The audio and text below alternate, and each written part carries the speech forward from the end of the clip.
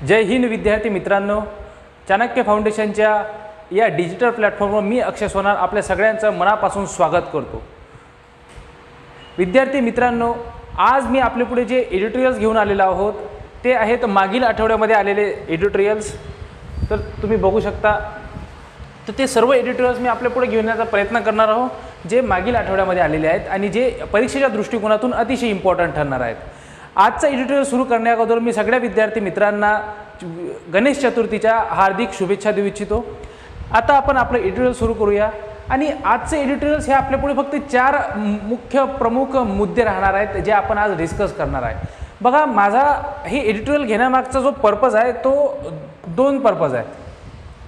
2 purpose मी का बरं म्हणत आहो, तर बघा की एक एडिटोरियल घेण्यामागचा पर्पज असा आहे की तुम्हाला जे एडिटोरियल्स आलेले आहेत, कसं आहे वर्षभर कितीतरी एडिटोरियल्स येत राहणार, टॉपिक्स येत राहणार, परंतु परीक्षेच्या दृष्टिकोनातून तुमच्याकडे जे मटेरियल तयार व्हायला पाहिजे ते मटेरियल तुम्हाला कसं मिळणार, ते कन्सॉलिडेटेड एकत्रितपणे मटेरियल तुमच्याकडे कसं येणार, तर ते मी तुम्हाला प्रोव्हाइड करणार। सपोज एक टॉपिक आलेला आहे, या टॉपिकवरचं पूर्ण जे इन्फॉर्मेशन आहे, जी पूर्ण इन्फॉर्मेशन आहे ती मी तुम्हाला या ठिकाणी प्रोव्हाइड करणार, बरोबर।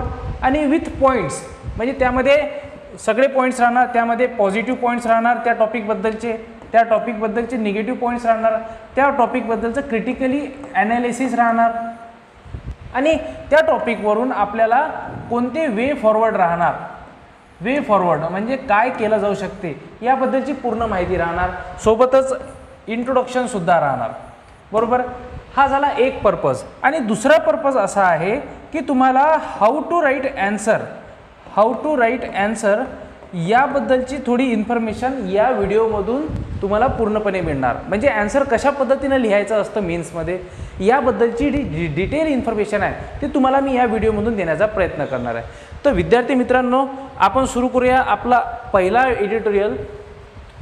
तर तुम्ही लक्ष द्या आणि मी घेत असलेले एडिटोरियल्स हे फक्त MPSC किंवा UPSC करणाऱ्या विद्यार्थ्यांसाठीच महत्त्वाचे नसून ते ग्रुप बीची एक्झाम तयार करणाऱ्या विद्यार्थ्यांसाठी, ग्रुप Cची तयारी करणाऱ्या विद्यार्थ्यांसाठी, कारण इन्फॉर्मेशन हे परीक्षेच्या दृष्टिकोनातून मी तुम्हाला सांगण्याचा प्रयत्न करणार आहे। यामध्ये फॅक्च्युअल आणि कन्सेप्च्युअल दोन्ही प्रकारच्या इन्फॉर्मेशन मी आपल्या पुढे ठेवणार आहे। तर विद्यार्थी मित्रांनो, सगळ्यांनी लक्ष देऊन ऐका मी काय सांगत आहो। तर आजचे जे टॉपिक्स राहणार आहेत ते टॉपिक्स असे आहेत की पहिला राहणार आहे जो मॅन्युअल स्कॅव्हेंजिंगवर राहणार आहे। मॅन्युअल स्कॅव्हेंजिंग म्हणजे काय, बघा मॅन्युअल स्कॅव्हेंजिंगवर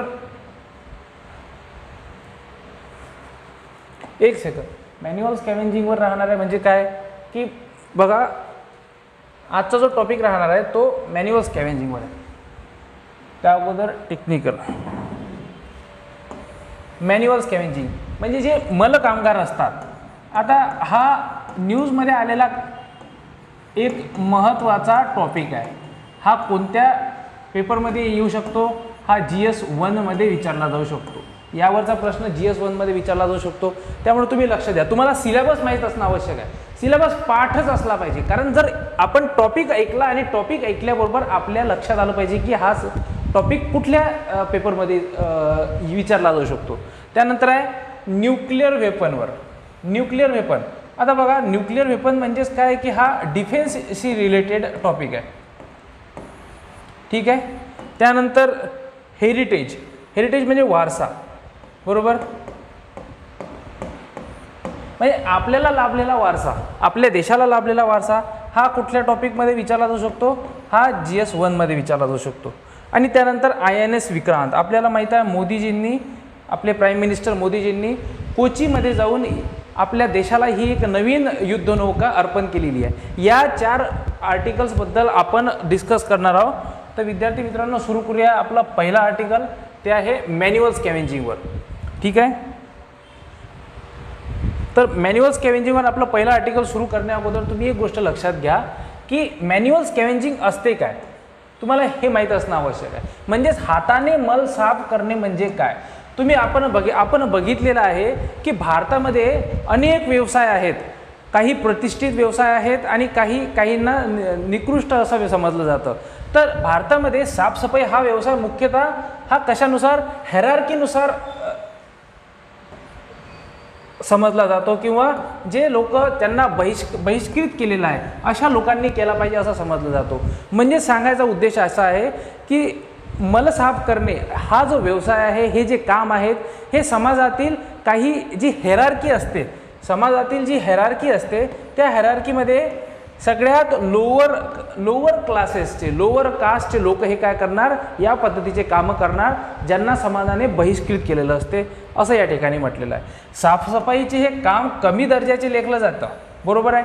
ऑब्व्हियसली साफसफाई करायला कोणालाच आवडत नाही. म्हणूनच अशा लोकांना काय आहे ना की दलितांना या कामासाठी त्यांनी काय की मुख्यतः नेमलं जातं. आता ऑब्व्हियसली बघा, दुसरे लोक पण हे काम करू शकतात, परंतु काय आहे ना, त्यांनी दलितांना काय समजलेलं आहे, त्यांना हेरार्कीमध्ये कमी लोअर क्लासचे लोक समजलेले आहे, त्यानंतर त्यांना कमी लेखतात समाजामध्ये. या कास्टच्या लोकांना, या क्लासच्या लोकांना कमी लेखलं जाते आणि हे काम करणे हा त्यांचा मुख्य व्यवसाय आहे असं त्यातून त्यांना सांगण्याचा त्यांचा उद्देश असतो. मुख्यतः या कामासाठी ठेवले जाते असं त्या ठिकाणी म्हटलं आहे. आता गटार साफ करणे, कचरा साफ करणे, रस्त्यावरचा कचरा उचलणे, आणि आता सरकारी माहितीनुसार असं लक्षात येते की जे 97% आहे हे जे सफाई कामगार आहेत ते काय आहेत, दलित आहेत. म्हणजे 97% बघा, इंग्लिशमध्ये पण बघा 97% हे जे मॅन्युअल स्कॅव्हेंजर्स आहेत हे they are from Dalits. So you should understand one thing, that the most of the people which are nominated or which are selected for this work, that are the Dalits. म्हणजे जे lower कास्टचे लोक आहेत. आता कसं आहे, आता हे जे मी सांगितलं हे काय झालं, इंट्रोडक्शन झालं आपण लिहित असलेल्या मॅन्युअल स्कॅव्हेंजिंगवरच्या एखाद्या प्रश्नाचं. तर आता आपण बघूया की why manual scavenging is still prevalent in India. बरोबर, म्हणजे अजूनही भारतामध्ये मॅन्युअल स्कॅव्हेंजिंग इतक्या जास्त प्रमाणामध्ये का सुरू आहे. तर या आता कसं आहे, आपल्याला आन्सर लिहित असताना आपल्याला प्रत्येक टॉपिक छेडायचा आहे. आता यामागचं कारण की आपल्याकडे मॅन्युअल स्कॅव्हेंजिंग का बरं आहे, म्हणजे गटार साफ करणे, मल साफ करणे ही पद्धती आपल्याकडे आज पण लागू का बरं आहे. तर त्याचं पहिलं कारण आहे की इनसफिशियंट सेवेज मॅनेजमेंट सिस्टम. कसं आहे, आपल्या सरकारकडे किंवा आपल्या महानगरपालिका आहेत, महानगरपालिकेकडे मुख्यतः हे काम राहतं आणि महानगरपालिकेकडे की हे काम करण्यासाठी आवश्यक ती टेक्नॉलॉजी नाही आहे, आवश्यक त्या मशिनरीज नाही आहे. मग मशिनरीज नाही आहे तर मग हे काम करणार कोण, तर हे कोणीतरी करणार, काही लोक करणार. तर हे कुठले लोक राहणार, ते जे समाजातील लोअर कास्टचे लोक राहणार. म्हणून या ठिकाणी अजूनही भारतामध्ये ही जी मॅन्युअल स्कॅव्हेंजिंगची प्रथा आहे ती काय आहे की अजूनही तशीच लागू आहे. आता या योजनांची अप्रभावी अंमलबजावणी. कसं आहे, सरकारी कार्यक्रम हे मुख्यतः आर्थिक पुनर्वसनावर जास्तीत जास्त भर देतात. आर्थिक पुनर्वसन म्हणजे काय की ते फायनान्शियल आस्पेक्ट ऑफ रिहॅबिलिटेशन. म्हणजे फक्त काय करतात की लोकांना पैसा देऊन त्यांचं पुनर्वसन करण्यावर सरकारचं काय आहे, लक्ष आहे. म्हणजे पुनर्वसन, सरकारचं लक्ष कसं आहे, फक्त आर्थिक पुनर्वसन करण्यावर आहे. त्यांचं मानसिक किंवा सोशली त्यांना तुम्ही बळकट करण्यावर, त्यांना आणखी काय म्हणतो आपण, त्यांची कॅपॅसिटी, त्यांचं पोटेन्शियल वाढवण्यावर त्या सरकारचं लक्ष नाही आहे. तर सरकारचं लक्ष फक्त त्यांना आर्थिक पुनर्वसन करण्यावर सरकारचं जास्तीत जास्त लक्ष असं या ठिकाणी आपण म्हणतो. आता बघा, या जातीच्या आधारावर त्यांचं काम ठरवलं जातं. म्हणजे ज्या जातीचा कोणी व्यक्ती आहे त्या जातीच्या व्यक्तींना, पर्टिक्युलर जातीच्या व्यक्तींना काम विभागून दिलेले आहे. ब्राह्मण असेल तर त्यांना उच्च दर्जाचे काम, क्षत्रिय असेल तर त्यांना त्या खालचे काम, आणि अशा पद्धतीचे कामं हे वाटून दिलेले आहेत. तर हे काम पण अशाच पद्धतीनं जातीवर आधारित असल्यामुळे सामाजिक दडपण दूर करण्यास सरकार पूर्णपणे निष्क्रिय ठरलेलं आहे. म्हणजे समाजामध्ये सरकारने करणं काय आवश्यक आहे की लोकांमध्ये एक अवेअरनेस प्रोव्हाइड करणं आवश्यक आहे की बघा, हे काम फक्त त्या लोकांचंच नाही आहे, त्यांना पण जगण्याचा पूर्ण अधिकार आहे. संविधानामध्ये त्यांच्यासाठी पण तितकेच कायदे लागू आहेत जितके बाकीच्या लोकांसाठी आहे. त्यांना पण शिक्षणाचा पूर्णपणे अधिकार आहे, त्यांना पण हेल्थ फॅसिलिटीज घेण्याचा पूर्णपणे अधिकार आहे, त्यांना पण समाजामध्ये मान वर्त करून जगण्याचा पूर्णपणे अधिकार आहे, त्यांना पण जगण्याचा अधिकार आहे, जे आपल्या आर्टिकल 21 मध्ये सांगितलेलं आहे. परंतु सरकार ही गोष्ट करण्यामध्ये निष्क्रिय ठरलं आहे. म्हणजे सरकार हे सांगितलं, इनइफेक्टिव्ह इम्प्लिमेंटेशन ऑफ पॉलिसी. सरकारच्या ज्या पॉलिसीज आहेत त्यांची जे इफेक्टिव्हनेस आहे, इम्प्लिमेंटेशन आहे, ते प्रॉपरली होत नाही आहे. आता गतिशीलतेचा अभाव, गतिशीलतेचा अभाव म्हणजे काय की बघा, शिक्षण आणि नोकरी या या या गोष्टी कोण प्रोव्हाइड करू शकतं? शिक्षणाची गॅरंटी कोणी घेतलेली आहे? शिक्षणाची गॅरंटी सरकारने घेतलेली आहे, 86 अमेंडमेंट ॲक्ट. त्यानंतर नोकरी पण देण्याची व्यवस्था सरकार करून देते. परंतु बघा, मुबलक प्रमाणात उपलब्धच नाही आहे. आता त्यामुळे सफाई कामगारांना हे काम करण्यास भाग पाडले जाते. समाजसुद्धा त्यांना दुसरं काम करण्यास देत नाही. आता बघा, एक एक एक एक एक साईड आहे ती म्हणजे गव्हर्नमेंटची. गव्हर्नमेंटने काय द्यायला पाहिजे? एज्युकेशन गव्हर्नमेंटने प्रोव्हाइड करायला पाहिजे. त्यानंतर जॉब गव्हर्नमेंटने प्रोव्हाइड करायला पाहिजे. बरोबर. कसं आहे, ऑब्व्हियसली माणूस शिकणार, आपण शिकल्यानंतर परंतु जॉब अवेलेबल नसेल तर काय फायदा? तर त्याच पद्धतीनं. आणि दुसरी साईड असते की सोसायटीने पण तुम्हाला तसं वागवलं पाहिजे ना. परंतु या ठिकाणी समाजसुद्धा त्यांना दुसरं काम देण्यास तयार नाही आहे. म्हणजे समाजाची पण आणि सरकार दोन्हीकडून काय आहे काय या ठिकाणी पूर्णपणे फेल ठरत आहे.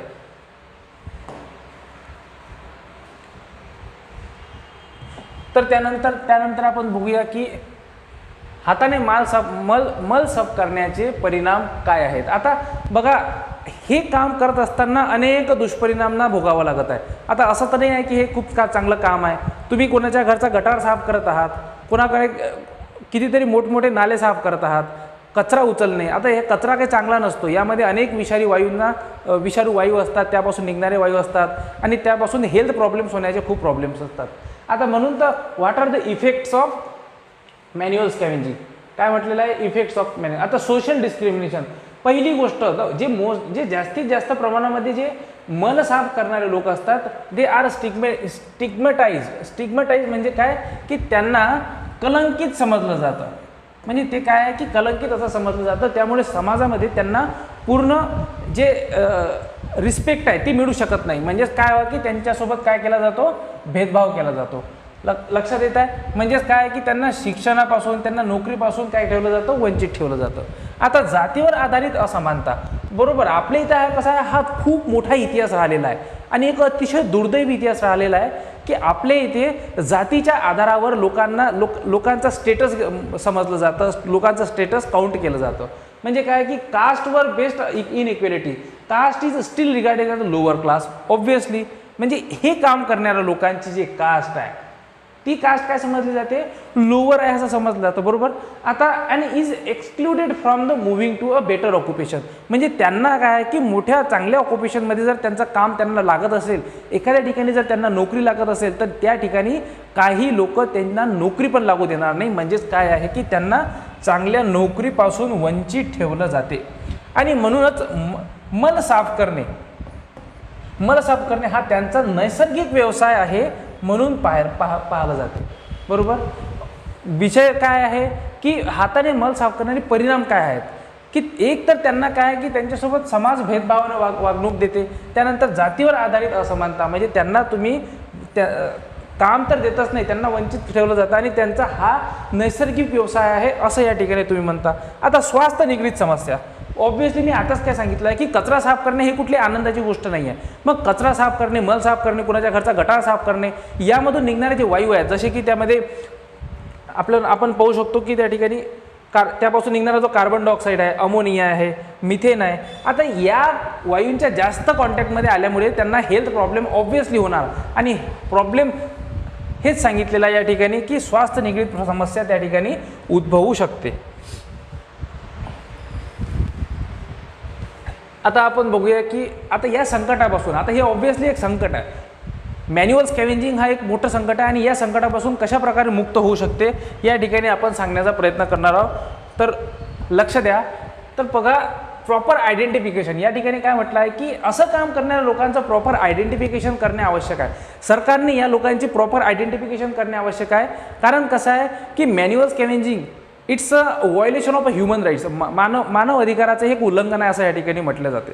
आता जर मानव अधिकाराचं उल्लंघन तुम्हाला करायचं नसेल तर सरकारने काय करणे आवश्यक आहे? सरकारने काय की या प्रॉपर लोकांची काय नाही की लिस्ट बनवणे आवश्यक आहे, यांची प्रॉपर ओळख करणे आवश्यक आहे. आपल्या इथे कुठलीही स्कीम सरकारने आणली तर त्यामध्ये फेक बेनिफिशरीज भरपूर प्रमाणामध्ये मिळतात आता या ठिकाणी फेक बेनिफिशरीज राहू नये आणि ज्या लोकांना खरोखर या गोष्टींची गरज आहे, जे लोक असे कामं करतात, या लोकांची ओळख करून सरकारने स्वतःच्या पॉलिसीज त्या ठिकाणी त्यांच्यावर प्रॉपरपणे इम्प्लिमेंट होतील याचा प्रयत्न केला पाहिजे असं या ठिकाणी म्हटलेलं आहे. म्हणजे काय होणार की हा जो प्रॉब्लेम आहे मॅन्युअल स्कॅव्हेंजिंगचा त्यावर आपण काय करू, मात करू शकू. त्यानंतर proactive involvement of stakeholders. आता बघा की फक्त ही सरकारची जबाबदारी नाही आहे. मी आताच म्हटलं होतं की यांच्या आजच्या परिस्थितीसाठी मॅन्युअल स्कॅव्हेंजिंग जे लोअर कास्ट लोकांना समजलं जातं, त्यांना काय की मॅन्युअल स्कॅव्हेंजर्स ज्या लोअर कास्ट लोकांना समजलं जातं, ही फक्त यासाठी सरकार जबाबदार नाही आहे. या ठिकाणी यासाठी आणखी कोण जबाबदार आहे, सोसायटीसुद्धा जबाबदार आहे. त्यामुळेच काय आहे की फक्त सरकारने यांना चांगल्या परिस्थितीमध्ये नेण्याचा ठेका घेतलेला नाही आहे, तर त्यासाठी जे समाजामध्ये असलेले बाकीचे स्टेक होल्डर्स आहेत, म्हणजेच बघा त्या ठिकाणी NGOज आहेत, कितीतरी ऑफिसर्स आपल्या समाजामध्ये राहतात, त्यानंतर जे म्युनिसिपल कॉर्पोरेशन्स आहेत, त्यानंतर डिस्ट्रिक्ट ॲडमिनिस्ट्रेशन आहे, यांनी सुद्धा काही प्रयत्न करायला हवेत. म्हणजे प्रायव्हेट सेक्टर आणि गव्हर्नमेंट सेक्टर या दोन्ही लोकांनी सोबत येऊन या प्रॉब्लेमला सॉल्व्ह करण्याचा प्रयत्न करायला हवा. आणि तिसरा प्रॉब्लेम काय म्हटलेला आहे की लोकांमध्ये मास अवेअरनेस, लोकांमध्ये काय की जागरूकता पसरवणे आवश्यक आहे. की जागरूकता कशी पसरवणार, तर तुम्ही जागोजागी वर्कशॉप घ्या. वर्कशॉपमधून लोकांमध्ये जागरूकता पसरवावं की आज आपण कुठल्या जगामध्ये जगत आहोत आणि आज आपण ज्या जगामध्ये जगत आहोत त्या जगामध्ये प्रत्येकाला आपल्या संविधानाने जगण्याचा पूर्णपणे अधिकार दिला आहे आर्टिकल 21 मध्ये. त्यामुळं अशा लोकांना पण त्या पूर्ण अधिकार आहेत. आपले फंडामेंटल राईट्स सांगा की या लोकांना पण तेवढेच अधिकार आहेत, त्यांचे पण मूलभूत अधिकार आहेत, त्यांना शिक्षणाचे पूर्ण अधिकार आहेत, त्यांना आरोग्याची पूर्ण व्यवस्था त्यांना करून दिली पाहिजे, त्यांना त्याचा पूर्ण अधिकार आहे. तर हे लोकांमध्ये तुम्ही काय आहे की एका वर्कशॉप थ्रू आपण त्यांच्यामध्ये लोकांमध्ये काय आहे की हे आपण अवेअरनेस आणणे आवश्यक आहे. लोकांमध्ये आपण काय आहे की जागरूकता पसरवणे आवश्यक आहे. हा महत्त्वाचा आहे. म्हणजे कार्यशाळा करून किंवा काही फंडिंग वगैरे गोळा करून, बरोबर आहे. आता रोजगार निर्मितीच्या माध्यमातून त्यांच्यासाठी पुनर्वसनाच्या योजना आखून त्यांची अंमलबजावणी करण्याचा प्रयत्न करावा. अतिशय बरोबर. कारण काय म्हटलं आहे की हे कोणाची जबाबदारी आहे, हे सरकारची आणि प्रायव्हेट सेक्टरमध्ये काम करणारे इंडस्ट्रीज आहेत, किती मोठमोठ्या इंडस्ट्रीज आहेत, तर या इंडस्ट्रीची जबाबदारी राहणार ना की आपण अशा लोकांना काय की अशा लोकांना आरक्षित समजलं जातं, तर अशा लोकांना आपण काही प्रमाणामध्ये त्यांच्यासाठी रोजगार निर्मितीचे काही प्रोग्राम्स आखले पाहिजे. आता या प्रोग्राम्समधून काय होऊ शकते की त्यांना आपण नोकरी देऊ आणि नोकरीमधून त्यांना इन्कम वाढून त्यांचा स्टँडर्ड ऑफ लिव्हिंग वाढेल, तो होऊ शकते. हा जो प्रॉब्लेम आज आपण भडसावत आहोत, तर हा काही प्रमाणामध्ये काय होणार, कमी होणार. ठीक आहे. आणि मल आणि गटार साफ करत असताना मृत्युमुखी पडलेल्या प्रत्येकाला 10 लाख रुपये. बघा या ठिकाणी काय सांगितलेलं आहे की सुप्रीम कोर्टनी असं एक डिसिजन दिलं होतं 2014 मध्ये सुप्रीम कोर्टने असे डिसिजन दिलं होतं की मल साफ करत असताना किंवा गटार साफ करत असताना त्यापासून होणाऱ्या बाधांमुळे जे लोक मृत्युमुखी पडलेले आहेत, या लोकांना सरकारने 10 लाख रुपये प्रत्येकी त्यांच्या फॅमिलीला देऊ केले होते. म्हणजे मॅन्डेटरी काय म्हटलेलं आहे की त्या लोकांच्या घरच्यांना 10 लाख रुपये देणे हे मॅन्डेटरी असं या ठिकाणी सुप्रीम कोर्टने म्हटलेलं होतं. ठीक आहे. आता इतकी इन्फॉर्मेशन आपल्यासाठी काफी आहे. तर आता आपण बघूया पुढे काय म्हणताय. आता हे बघा, हा तुमच्यासाठी मी फोटो आणलेला आहे. या फोटोमध्ये फक्त तुम्हाला एवढंच दाखवण्याचा प्रयत्न आहे की बघा आजही हे लोक कुठल्या परिस्थितीमध्ये जगत आहे. हा गटार आहे आणि यामध्ये काय म्हटलेलं आहे की ह्युमन राईट्स व्हायोलेशन आहे, मानव अधिकाराचं उल्लंघन आहे. म्हणजे no end to the manual scavenging India, म्हणजे बिलकुलच होणार नाही का. म्हणजे आपण टेक्नॉलॉजीचा वापर बिलकुल करणारच नाही आहे काय. किती दिवस आपण या लोकांच्या मानव अधिकाराचं उल्लंघन करत राहणार आहोत का बरं. या लोकांना जगण्याचा पूर्णपणे अधिकार नाही आहे काय. ही आपली जबाबदारी नाही काय. आपण न्यू इंडियाच्या गोष्टी करायला लागलेलो आहोत. आपण हे पॉईंट लिहू शकतो. We are moving towards a new India आणि still we are facing this type of problem. त्यामुळे आपल्याला जर न्यू इंडियामध्ये जायचं आहे, आपल्याला आत्मनिर्भर भारत बनायचा आहे, तर आपण अशा पद्धतीने या लोकांशी काहीतरी अशा पद्धतीने वागून चालणार नाही. म्हणजेच आपण काय आहे की आपले जे निर्णय आहेत ते कसे असले पाहिजे, प्रोएक्टिव्ह असलेच पाहिजेत. आपण सगळ्यांनी मिळून घेतले पाहिजेत. सरकारला सजेशन देणे आवश्यक आहे. तर अशा पद्धतीने आपण या प्रॉब्लेमशी डील करू शकतो. त्यानंतरचा टॉपिक आहे आपला की global stand on nuclear weapon. आता न्यूक्लिअर वेपनबद्दल तुम्हाला सांगण्याची आवश्यकता नाही आहे, परंतु तरी आपण जर ॲन्सर लिहित आहोत न्यूक्लिअर वेपन्सवर, जर न्यूक्लिअर टेक्नॉलॉजीवर, न्यूक्लिअर वेपन्सवर जर क्वेश्चन विचारला गेला जगाच्या दृष्टिकोनातून आणि इंडियाच्या दृष्टिकोनातून, बघा या ठिकाणी मेन्शन केलेला आहे इंडिया, तर इंडियाच्या दृष्टिकोनातून तर ॲन्सर कशा पद्धतीनं लिहायचं ते आपल्या पुढं एक महत्त्वाचा टास्क राहणार आहे. तर त्यामध्ये इंट्रोडक्शन कसं राहणार बघा. आताच काय आहे की एक जी 10वी इंटरनॅशनल कॉन्फरन्स आता न्यूजमध्ये असल्यामुळं हे रिसेंटली ठीक आहे, कारण इंट्रोडक्शनमध्ये रिसेंटली तर एक इंटरनॅशनल कॉन्फरन्स झालेली आहे, त्या रिव्ह्यू कमिटी झाली आहे न्यूक्लिअर नॉन प्रोलिफरेशन ट्रीटी, म्हणजे आपण त्याला काय म्हणतो की आण्विक अप्रसार करार यांची 10वी आंतरराष्ट्रीय सभा नुकतीच न्यूयॉर्क येथे पार पडली. आणि जगातील मोठे मोठे देश एकमेकांशी भांडत असताना, म्हणजेच कोण की आपल्याला माहीत आहे रशिया आणि युक्रेन यांच्यामध्ये काय सुरू आहे, एक प्रकारे युद्ध सुरू आहे ठीक आहे. आणि भांडत असताना या सभेमध्ये कुठलाही निर्णय न होणे, म्हणजेच काय की त्या ठिकाणी कन्सेन्सस होऊ शकलं नाही. जे कन्सेन्सस आवश्यक असते मोठमोठ्या राष्ट्रीय पातळीवर किंवा प्लॅटफॉर्मवर, ते जे कन्सेन्सस आहे त्या ठिकाणी झालंच नाही. जे अनपेक्षित होतं की असं होणं पॉसिबल नव्हतं, असं व्हायला नव्हतं पाहिजे. आणि आणखी एक निराश करणारी गोष्ट म्हणजे की भारत हा देश आण्विक शस्त्रांनी परिपूर्ण आहे, म्हणजे आपल्याकडे न्यूक्लिअर वेपन्स पूर्णपणे अवेलेबल आहे, चांगल्या पद्धतीने अवेलेबल आहे. ते आपण बघणार आहोत कशा पद्धतीने आपल्याकडे ते आले आहे. आणि असताना सुद्धा आण्विक निशस्त्र करार म्हणजे हा जो nuclear non proliferation treaty, nuclear non proliferation treaty काय म्हणते ते आपण नंतर बघणार आहोत पुढे. या करारामध्ये कधीही रस दाखवला नाही. आंतरराष्ट्रीय आण्विक परिस्थितीत भारताने सुद्धा जुळवून घेणे सध्याची काळाची गरज बनलेली आहे. म्हणजे बघा भारत ही जी ट्रीटी आहे या ट्रीटीचा मेंबर नाही आहे. India is not a member of NPT non proliferation treaty. Nuclear non proliferation ट्रीटीचा इंडिया मेंबर नाही आहे. ही गोष्ट तुम्ही लक्षात ठेवा, प्रिलिम्सच्या दृष्टिकोनातून अतिशय इम्पॉर्टंट आहे. त्यानंतरचे यामध्ये आपण बघू शकतो की तर what are the important points about nuclear NPT. What are the important points about NPT. एक सेकंड.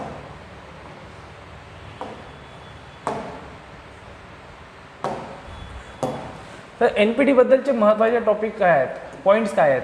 आता याबद्दल तुम्ही बघू शकता की nuclear non proliferation treaty is the international treaty whose objective, त्याचा उद्देश काय आहे, to prevent the spread of nuclear weapons and weapon technology, to foster the peaceful uses of nuclear energy and further the goal of disarmament.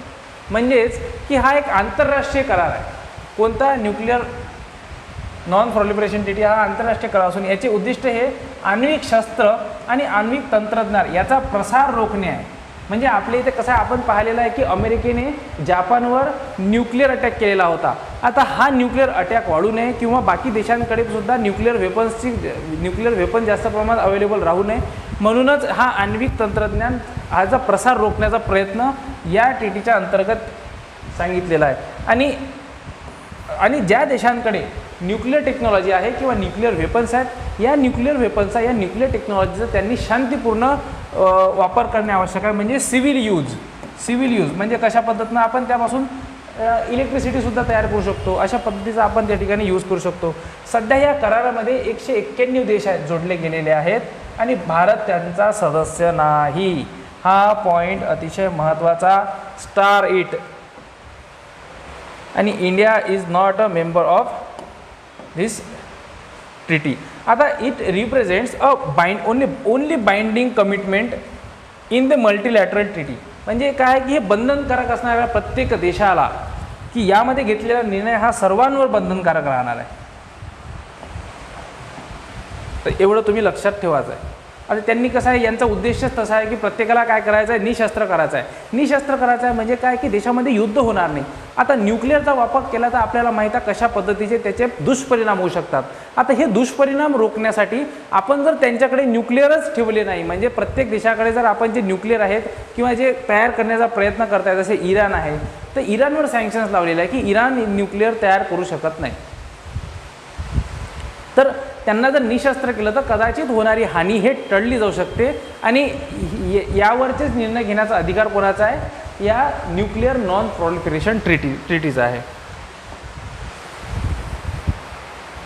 त्यानंतरचा point आहे की how the Indian nuclear development, म्हणजे आण्विक क्षेत्रामध्ये भारताची प्रगती कशी झाली.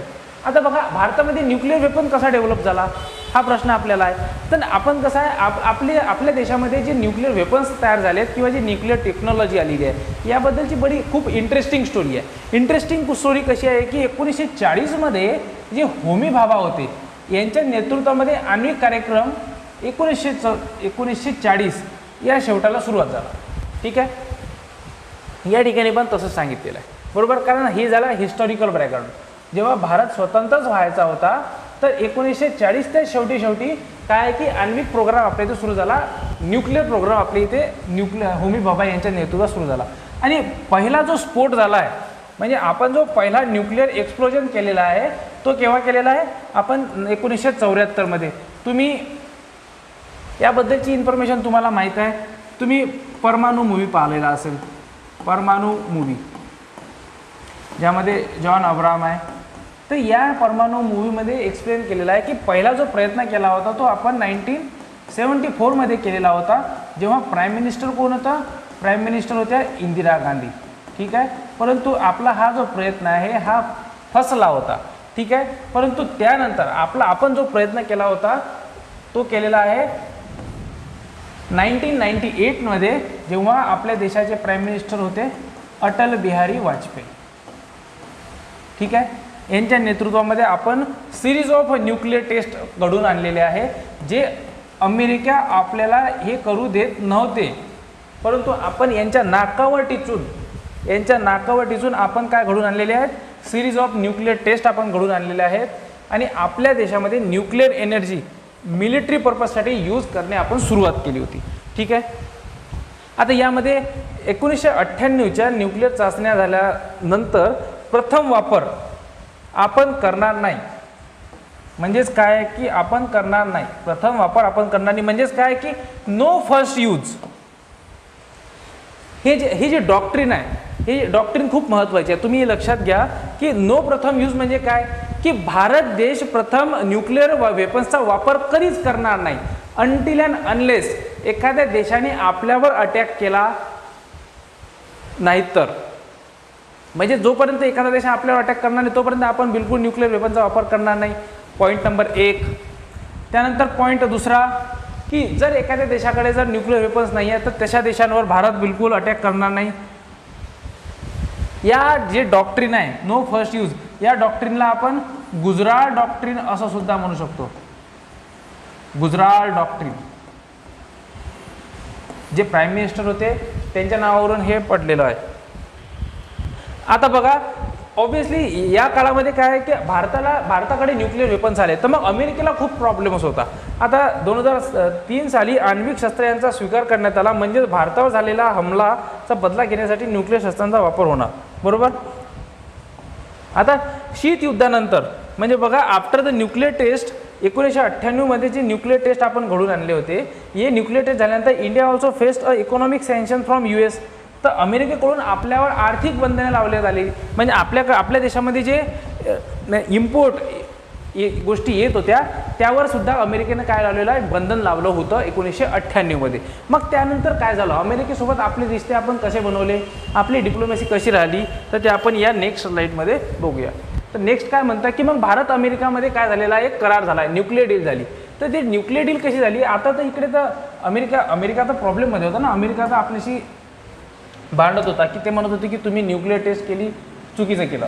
आता मग ते काही वर्षानंतरच सँक्शन लावल्यानंतर तर historic India US civil nuclear initiative 2005मध्ये घडून आणलेला होता, जेव्हा प्राईम मिनिस्टर कोण होता?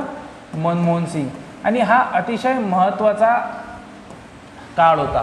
तेव्हा अमेरिकेने आपल्यावर सँक्शन्स लावले होते. त्यानंतर आपल्या गव्हर्नमेंटने कशा पद्धतीने या सिच्युएशनमधून मार्ग काढला, हा अतिशय महत्त्वाचा या ठिकाणी पॉईंट आहे. तर त्यामध्ये एक India US civil nuclear initiative त्यामध्ये झालं. त्यामध्ये काय म्हटलं आहे की लावल्यानंतर काही वर्षातच या कारणामुळे भारत अमेरिका यांच्यामध्ये सुरू असलेली नाराजी संपली. बरोबर, नाराजी संपली आणि त्यातूनच भारताच्या नागरी आणि लष्करी आण्विक कार्यक्रमाचा जन्म झाला. म्हणजेच काय आहे की separation of India's civil and military nuclear weapons programme.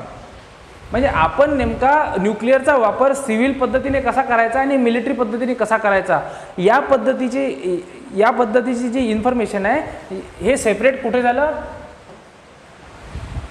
India US nuclear weapon civil nuclear इनिशिएटिव्हमध्ये. ठीक आहे, ते झाल्यानंतर त्यानंतर काही वर्षात भारताला स्वतःचे न्यूक्लिअर शस्त्रास्त्रे बनवण्याचा स्वातंत्र्य प्राप्त झालं. म्हणजे आपण काय की आता आपल्याला पूर्णपणे फ्रीडम मिळाला आहे. फ्रीडम मिळाला केव्हा? 2005 नंतर. 2005 नंतर आपल्याला फ्रीडम कशाचं मिळालं की आपण आपले न्यूक्लिअर वेपन्स तयार करू शकतो. इंडिया स्वतःचे न्यूक्लिअर वेपन्स तयार करणार. ठीक आहे, आणि इतर देशांसोबत सुद्धा काय करार करणार? नागरी सिव्हिल न्यूक्लिअर करार. सिव्हिल न्यूक्लिअर करारचा अर्थ एक तुम्ही एक गोष्ट लक्षात घेत राहा. न्यूक्लिअर करार, nuclear deal, civil nuclear deal म्हणजेच काय की आपण या न्यूक्लिअर टेक्नॉलॉजीचा वापर देशाच्या प्रगतीसाठी करणार. देशाच्या प्रगतीसाठी म्हणजेच काय की सपोज इलेक्ट्रिसिटी प्रोव्हाइड करण्यासाठी प्रोड्यूस करण्यासाठी आपण न्यूक्लिअर वेपनचा वापर करू शकतो. तर यालाच काय म्हणतात की न्यूक्लिअरचा सिव्हिल वापर करणे. ठीक आहे, तर या गोष्टीसाठी आपण न्यूक्लिअर तयार करू शकतो, न्यूक्लिअर टेक्नॉलॉजीचा वापर करू शकतो. सध्या भारतात आता सध्याची भारतामध्ये काय कंडिशन आहे, सध्या भारताची काय सिच्युएशन आहे ते आपण बघूया.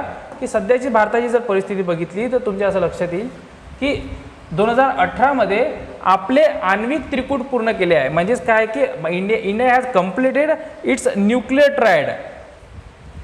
म्हणजेच काय सांगायचं आहे की ज्यामध्ये तिन्ही बाजूंनी लष्करी शक्ती रचना समाविष्ट आहे.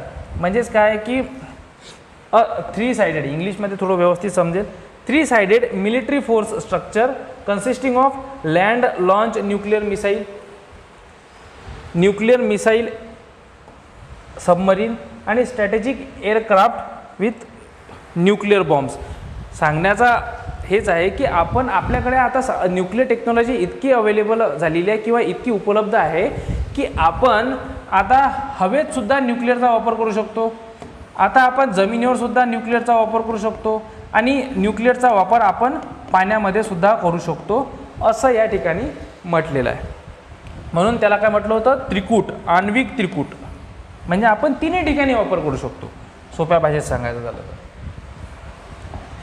त्यानंतरचा टॉपिक आहे की त्यानंतरचा पॉईंट आहे की what should be the key aspect of focus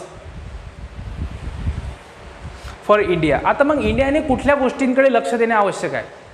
तर पहिला टॉपिक आहे की enhancing the nuclear power. Obviously India तर प्रयत्न करायलाच पाहिजे. आता India must recognise and adopt the changing. आता काय की इंडियाने पूर्ण जगामध्ये न्यूक्लिअरच्या चेंजेस कसे होत आहे किंवा न्यूक्लिअर टेक्नॉलॉजीचा प्रसार कशा पद्धतीने होत आहे या गोष्टींचा आढावा घेऊन आणि तशा पद्धतीची टेक्नॉलॉजी आपल्या देशामध्ये आणून, या गोष्टीचा आढावा घेऊन आणि अशा पद्धतीची टेक्नॉलॉजी भारतामध्ये आणून ती टेक्नॉलॉजी अडॉप्ट करण्याचा आणि इम्प्लिमेंट करण्याचा प्रयत्न केला पाहिजे, जेणेकरून आपली जी न्यूक्लिअर पॉवर आहे ते काय होईल? एनहान्स होईल असं या ठिकाणी म्हटलेलं आहे. आता revisiting the civil nuclear liability act. इंडियाचं civil nuclear initiative was mean to open up the international collaboration to. या ठिकाणी काय म्हटलेलं आहे की जे आपण अगोदरचे आपल्याला बाकीच्या देशांसोबत असलेले जे न्यूक्लिअर सिव्हिल ॲक्ट आहेत किंवा जे डील झालेले आहेत, जसं मी तुम्हाला सांगितलं होतं की आपण फ्री झालेलो आहोत बाकीच्या देशांसोबत करार करण्यासाठी. तर हे जे डील्स आहेत याला रिव्हिजिट करण्याची गोष्ट या ठिकाणी केलेली आहे. रिव्हिजिट करणे म्हणजे काय की तुम्ही यामध्ये असलेले जे काही रूल्स आहेत, काही डील्स आहेत, ह्या तुम्ही रिव्हिजिट करा, यांना रिफ्रेश करा, यांच्यावर निगोशिएट करा आणि जगाच्या जे बाकीचे देश आहेत त्यांच्यासोबत कोलॅबरेशन करून तुम्ही आपल्या देशाची न्यूक्लिअर पॉवर वाढेल याचा प्रयत्न करायला हवा. Enhancing the nuclear energy potential. बघा इंडियामध्ये भारताने आण्विक शक्ती संभाव्यता वाढवण्याचा प्रयत्न करायला हवा. म्हणजेच काय की स्वतःची आण्विक शक्ती तयार करण्यासाठी क्षमता वाढवण्याचा प्रयत्न करण्यात, त्यातून वीज निर्मिती. ऑब्व्हियसली म्हणजे कसं आहे, आपण जर आपली न्यूक्लिअर पॉवर वाढवण्याचा प्रयत्न केला आहे तर आपल्या इथे इलेक्ट्रिसिटी प्रोडक्शन खूप जास्त प्रमाणामध्ये होऊ शकते, त्यासाठी आपण त्याचा वापर करू शकतो आणि इतर देशांना सुद्धा आपण काय करू शकतो, इलेक्ट्रिसिटी प्रोव्हाइड करू शकतो. अशा ठिकाणी अशा वेळेस जर इंडियाने या गोष्टीवर लक्ष दिलं तर कदाचित होऊ शकते की आपण न्यूक्लिअर दृष्ट्या काय होऊ, एक सक्षम होऊ, एक पूर्णपणे इंडिपेंडंट होऊ, आत्मनिर्भर होऊ. अतिशय महत्त्वाचा शब्द. त्यानंतरचा आहे, हे बघा, हे आहे इंडियाचे न्यूक्लिअर वेपन्स. हे जस्ट फक्त तुम्हाला दाखवण्यासाठी फोटो काढलेले आहेत. आता त्यानंतरचा आहे अवर हेरिटेज अवर रिस्पॉन्सिबिलिटी. बघा, अवर हेरिटेज अवर रिस्पॉन्सिबिलिटी म्हणजेच काय की आपला वारसा आणि आपली जबाबदारी. भारत या देशाबद्दल जर तुम्ही बोलायचं झालं तर भारत हा असा देश आहे, या देशामध्ये युनिटी इन डायव्हर्सिटी बघितली जाते. म्हणजेच काय की आपल्या इथे प्रत्येक वेगवेगळ्या धर्माचे लोक राहतात, वेगवेगळी भाषा बोलणारे लोक राहतात, वेगवेगळं खानपान असणारे लोक राहतात, वेगवेगळे वेशभूषा असणारे लोक राहतात. म्हणजे हा काय आहे, आपला एक सांस्कृतिक वारसा राहिलेला आहे. भारताला हा जो सांस्कृतिक वारसा आहे हा पूर्ण जगभर प्रसिद्ध आहे. भारताला लाभलेला हा जो सांस्कृतिक वारसा आहे जगभर प्रसिद्ध आहे. आणि भारत हा जगाच्या भौगोलिक आणि राजकीय पटलावर आकाराने तर मोठा आहेच आहे, परंतु वैविध्यपूर्ण वारसा असलेला देश म्हणून प्रसिद्ध आहे. बरोबर. सामाजिक आणि सांस्कृतिक वारसा म्हणजेच काय आहे की इंडियन हेरिटेज, भारतीय वारसा इज व्हॅल्युएबल, अतिशय महत्त्वाचा आहे आणि इन्फॉर्मेटिव्ह आहे, माहितीपूर्ण देणार आहे. कशाबद्दल की सोशो कल्चरल, म्हणजे आपल्या इथे सोसायटी कशी होती, आपलं कल्चर कशा पद्धतीने डेव्हलप झालं याबद्दलची इन्फॉर्मेशन देण्यासाठी अतिशय महत्त्वाचा आहे. सोशो पॉलिटिकल म्हणजे आपली सोसायटी आणि आपलं काय आहे की आपलं राजकीयदृष्ट्या आपण आपला देश कसा होता याबद्दलची इन्फॉर्मेशन प्रोव्हाइड करण्यासाठी आपला देश काय आहे, आपल्या देशाचा कल्चर इम्पॉर्टंट आहे. त्यानंतर सोशो इकॉनॉमिकल म्हणजे आपली इथली आर्थिक आणि सोसायटी कशी होती, म्हणजे आर्थिकदृष्ट्या सोसायटी कशी काम करत होती याबद्दलची इन्फॉर्मेशन आपल्याला आपल्या वारसामधून मिळते, आपल्या हेरिटेजमधून मिळते असं या ठिकाणी म्हटलं. आणि टेक्नॉलॉजीसुद्धा, आपल्या इकडे टेक्नॉलॉजी होती नाही असं नाही, त्यामुळे टेक्नॉलॉजीसुद्धा माहिती आपल्याला कुठून मिळते. आणि यातूनच आपलं सोसायटी कशी बनली, त्यानंतर आपलं इंडिव्हिज्युअल कसं बनलो, कसं आहे आपल्यावर आज आपल्या सोसायटीवर जो प्रभाव आहे तो आपल्या संस्कृतीचा राहिलेला आहे. म्हणजेच आपल्या हेरिटेज, आपला जो वारसा आहे याचा परिणाम आपल्या सोसायटीवर राहिलेला आहे. परिणामी प्रत्येक व्यक्तीवर, माझ्यावर, तुमच्यावर, यांच्या सगळ्यांवर याचा काय राहिलेला आहे, परिणाम राहिलेला आहे. म्हणजेच काय आहे की एक लक्षात घ्या की मग जगाने सुद्धा या गोष्टीची काय घेतलेली आहे, नोंद घेतलेली आहे. आणि नोंद घेतल्यानंतर भारतामध्ये किती वर्ल्ड हेरिटेज साईट आहे, म्हणजेच 40 वारसा स्थळे आहेत असं या ठिकाणी म्हटलेलं आहे. आणि हा इंट्रोडक्शन आहे या टॉपिकचा, लक्षात येत राहा. हा काय आहे, या टॉपिकचा इंट्रोडक्शन आहे. म्हणजेच काय की आन्सर कसं लिहायचं याची पण इन्फॉर्मेशन तुम्हाला आजच याच ठिकाणी मिळणार. 4 टॉपिक तुमचे एकदम क्लिअर. तर यामध्ये 40 वारसा स्थळे आहेत, ज्यामध्ये 32 काय आहे, सांस्कृतिक स्थळे आहे, म्हणजे त्यांना आपण काय म्हणतो, कल्चरल साईट्स आहे. 7 साईट्स कोणत्या आहेत, नॅचरल साईट्स आहेत आणि 1 मिक्स साईट्स आहे. बरोबर. आणि या मिक्स साईटचं नाव आहे कंचनजंगा.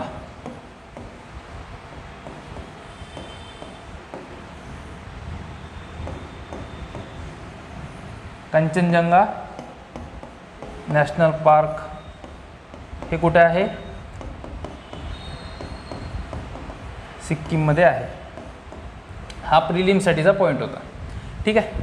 आता यानंतरचा पॉईंट आपण बघूया की यामध्ये आणखी काय म्हटलं आहे की आता बघा, भारतीय कायदा आणि भारतीय संविधान आपल्या वारसाबद्दल काय सांगतो, आपल्याला लाभलेला जो वारसा आहे याबद्दल भारतीय कायदा काय सांगतो. भारतीय कायद्यामध्ये काय म्हटलेलं आहे की constitution of India has divided jurisdiction over monuments, cultural heritage and architecture. म्हणजेच काय की भारताच्या संविधानाने देशातील स्मारकांवरील, सांस्कृतिक वारशांवरील आणि पुरातत्व स्थळांवरील अधिकार क्षेत्र वेगवेगळे करून ठेवलेले आहे. म्हणजे काय आहे की आपल्याला माहीत आहे आपल्या संविधानामध्ये युनियन लिस्ट आहे, स्टेट लिस्ट आहे आणि तिसरी लिस्ट कोणती आहे, ती कॉन्करंट लिस्ट आहे. आणि युनियन लिस्टमध्ये काही सब्जेक्ट्स येणार, स्टेट लिस्टमध्ये काही सब्जेक्ट्स येणार आणि कॉन्करंट लिस्टमध्ये म्हणजे ज्यामध्ये युनियन आणि स्टेट्स हे दोघं मिळून काय करणार, निर्णय घेणार.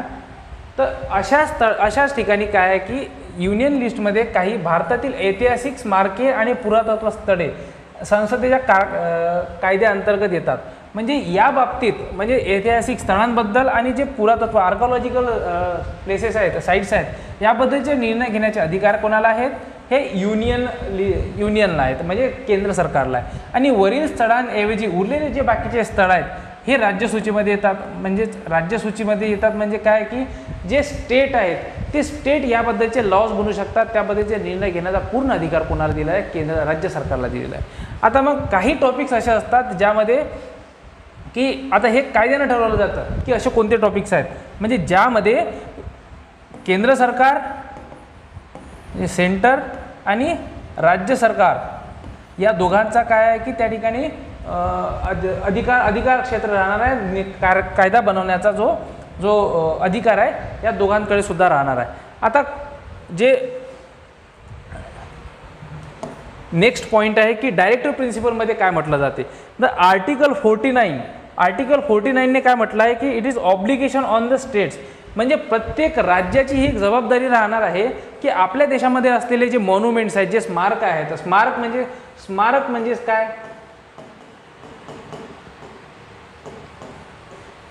म्हणजे जर सांगायचं झालं तर आपल्या देशामध्ये कुठलं स्मारक आहे? आपल्या इथे लाल किल्ला.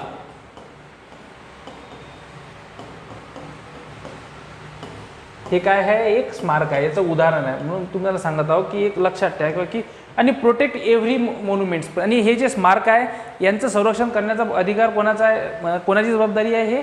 हे राज्य सरकारवर जबाबदारी आहे. आणि place or object of artistic और हिस्टोरिक इंटरेस्ट, म्हणजे हे कसं आहे खूप जनरलाइज्ड आहे. पण ऐतिहासिकदृष्ट्या जे महत्त्वाचे स्थळ आहेत यांची काळजी घेण्याची, यांचं संरक्षण करण्याची जबाबदारी कोणाची आहे असं या ठिकाणी म्हटलं आहे? हे राज्य सरकारची आहे असं या ठिकाणी म्हटलेलं आहे.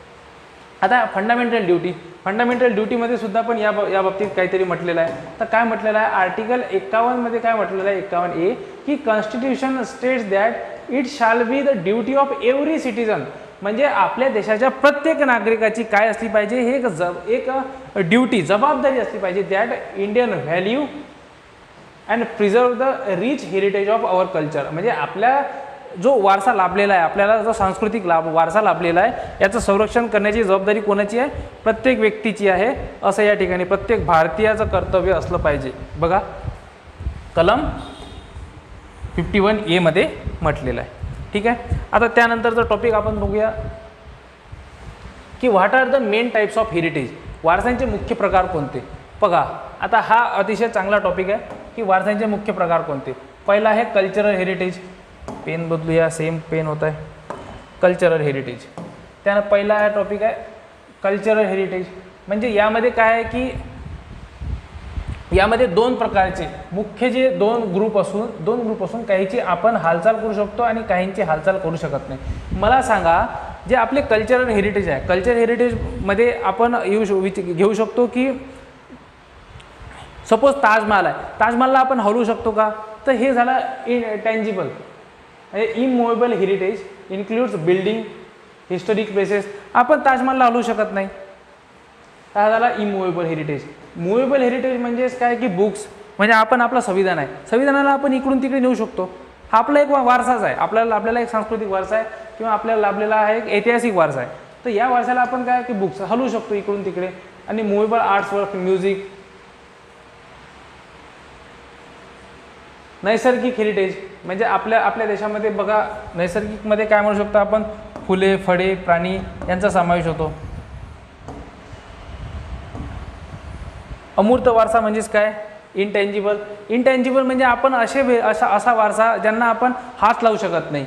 जे आपल्या देशामध्ये अशा अनेक गोष्टी आहेत, नॉन फिजिकल गोष्टी आहेत, ज्यांना आपण हात लावू शकत नाही. म्हणजे समजा आपल्या इथे असलेले जे रीतिरिवाज आहे, आपली जे परंपरा आहे, या परंपरांना तुम्ही हात लावू शकता का? नाही. ह्या परंपरा समाजामध्ये आहेत, परंतु तुम्ही यांना टच करू शकता का? म्हणूनच यांना काय म्हटलं जातं? इंटँजिबल म्हटलं जातं. सोशल कस्टम्स,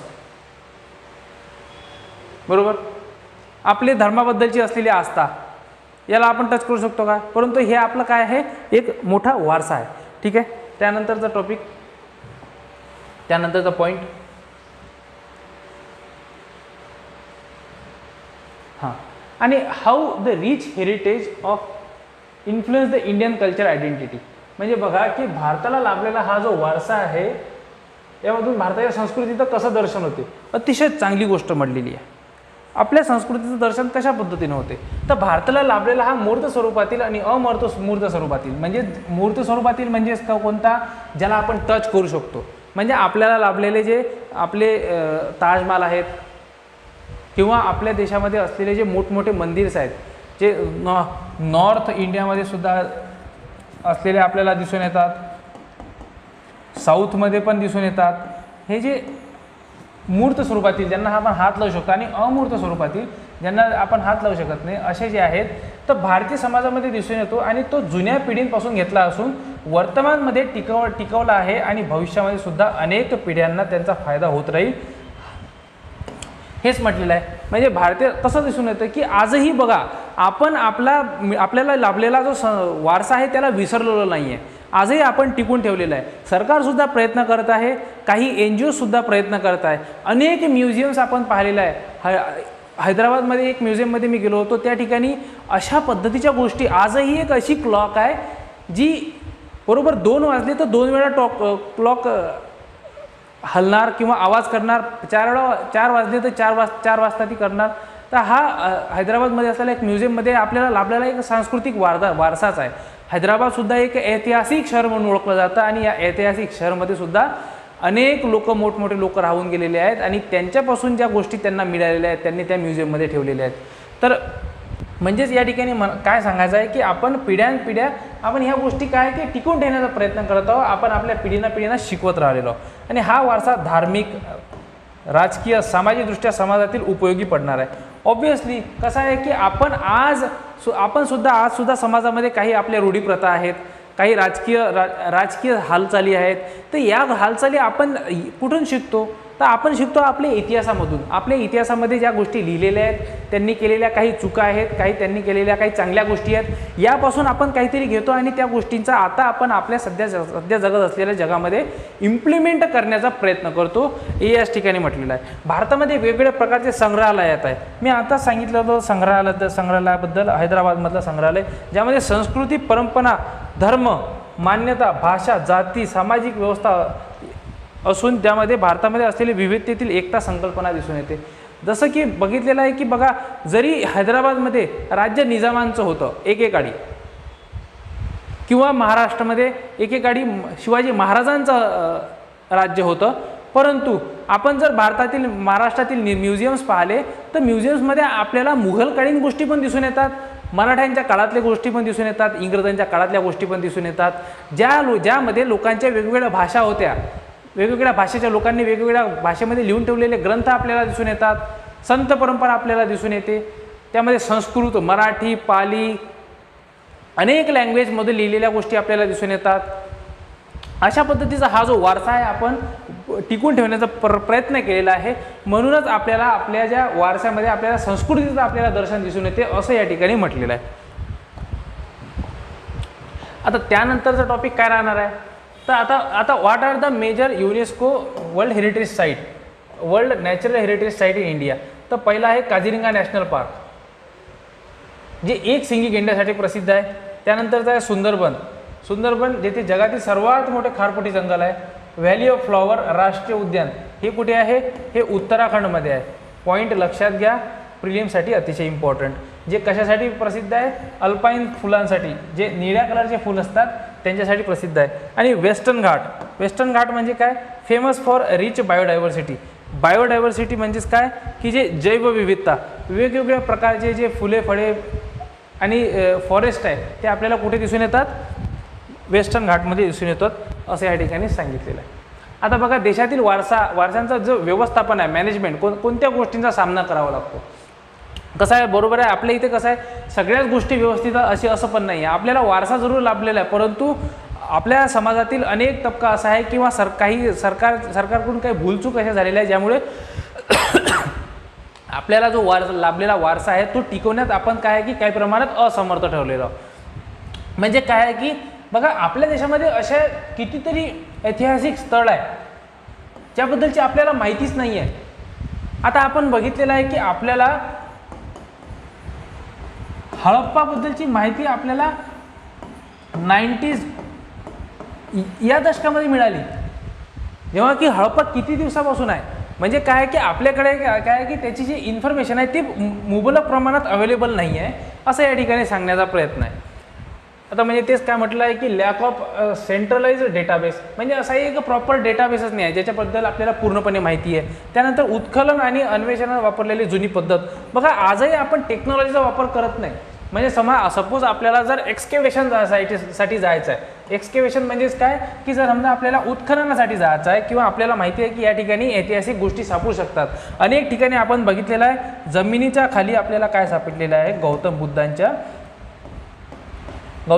मूर्ती सापडलेल्या आहे. आता यामध्ये वापरलेली जी टेक्नॉलॉजी आहे ती अत्याधुनिक आहेच असंच नाही आहे. म्हणजे काय की त्या ठिकाणी जुन्या पद्धतीचा वापर करून काय कशाचा वापर करतात ते एक्सप्लोरेशन आणि एक्सकेवेशन करण्याचा आपण प्रयत्न करतो, हे या ठिकाणी म्हटलेलं आहे. म्हणजे या गोष्टीचा आपल्या इथं काय आहे की प्रॉब्लेम आहे. आणि केंद्र आणि राज्य यांच्यामध्ये असलेला कमजोर समन्वय.